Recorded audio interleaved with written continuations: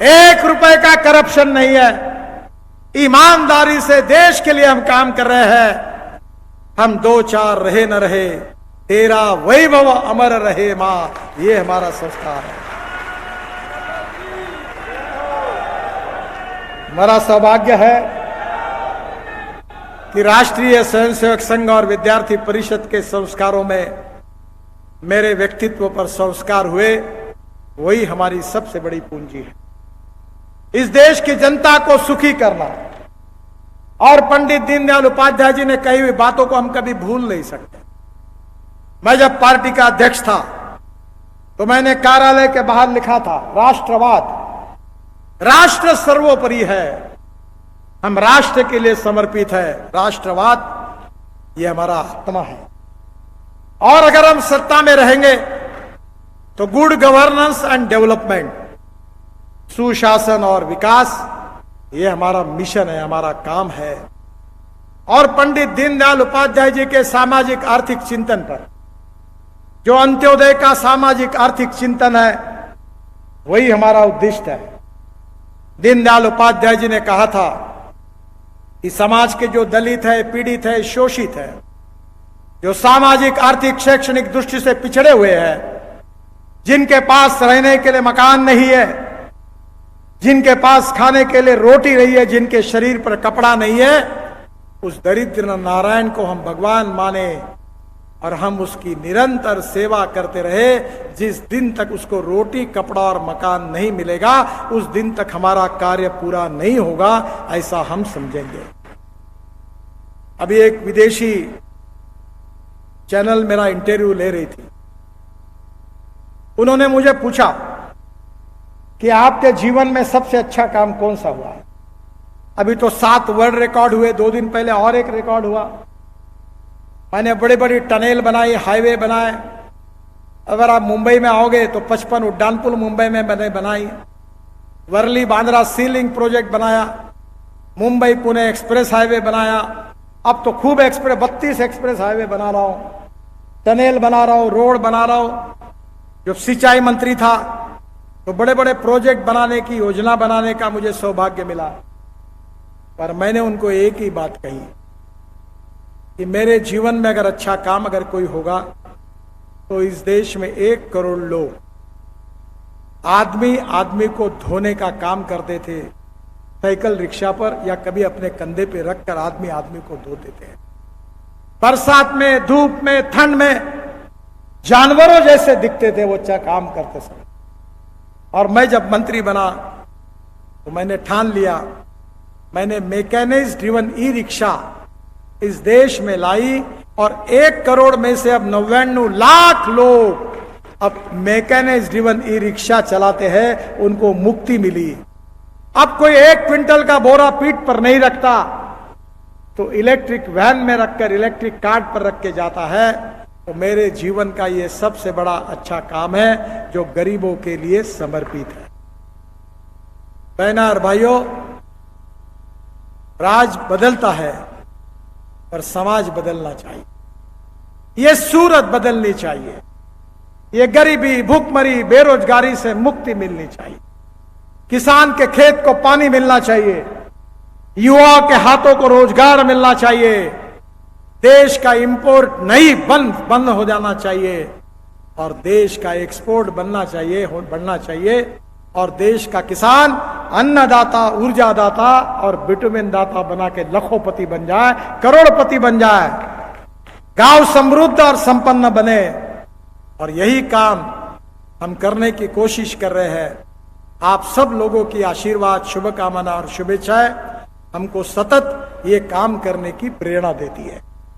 मुझे बहुत खुशी है कि हमारे तीनों सांसद आपके लिए लगातार काम करते रहते हैं, मेरे पास आते रहते हैं। मैं उनको भी बहुत बहुत बधाई देता हूं।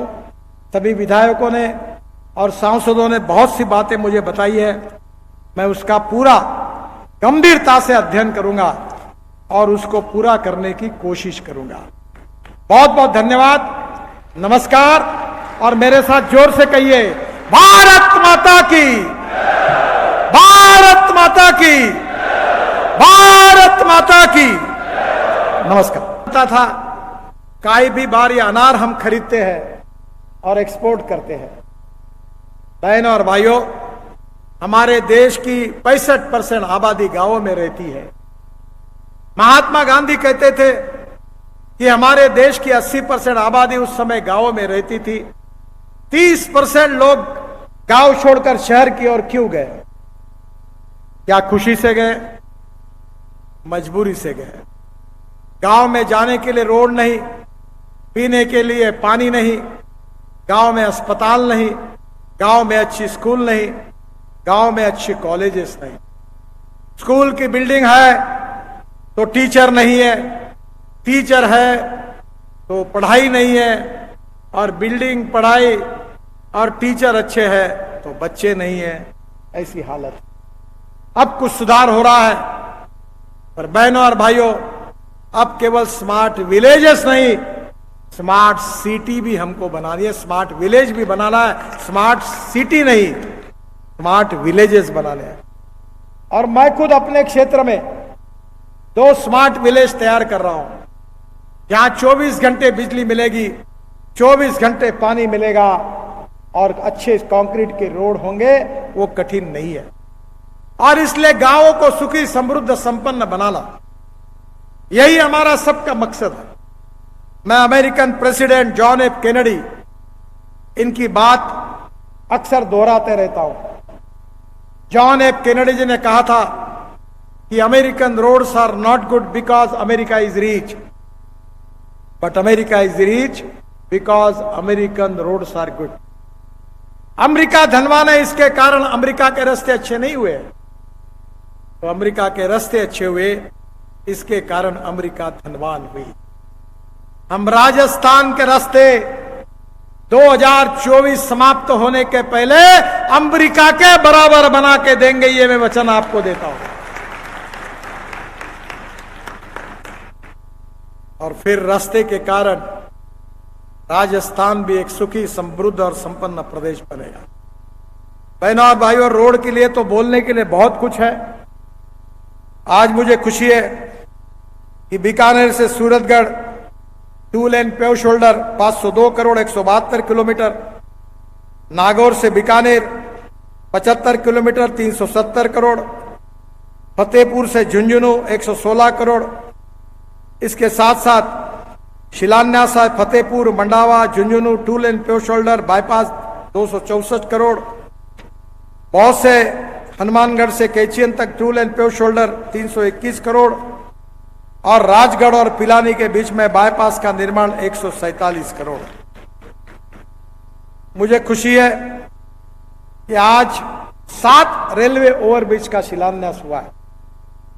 एक बीकानेर में है, दूसरा सादुलपुर में है, परिहारा, चूरू सिटी, मुंडवा रोड, नीम का थाना और अनूपगढ़, हनुमानगढ़ में अनूपगढ़ रोड।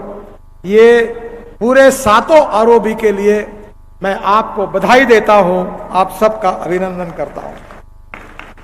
और भी हमारे सांसदों ने अपने भाषण में कुछ मांगे की थी, उसमें से हमारे राहुल जी ने कहा था चूरू सिटी का बाईपास, वो जो उन्होंने कहा है सादुलपुर बाईपास, दोनों के बारे में डीपीआर बनाने की सूचना मैंने दी है और जल्दी डीपीआर बन के ये काम करेंगे। इसके साथ साथ हमारे झुंझुनू के एमपी नरेंद्र कुमार जी ने एक वीयूपी गुधार मोड़ और आरओबी सेतु बंधन के लिए जो कहा रिको फाटक और बक्शा फाटक,